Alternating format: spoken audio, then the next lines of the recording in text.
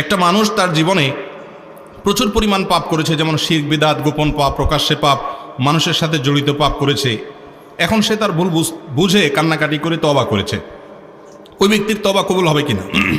এই অবস্থা যদি তার মৃত্যু চলে আসে তাহলে কি তার মৃত্যুটা সহজ হবে না কঠিন হবে?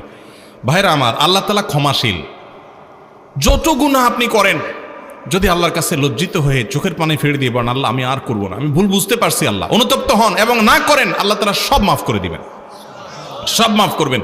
এমন একটা পাপ নাই পৃথিবীতে যে পাপ ক্ষমার অযোগ্য। এমনকি শিরক করেছেন, মাজারে সেজদা করেছেন, এখন ভুল বুঝতে পেরে লজ্জিত হয়ে বলছেন আল্লাহ মাফ করে দাও, আর করব না, আল্লাহ তাআলা মাফ করবেন ইনশাআল্লাহ।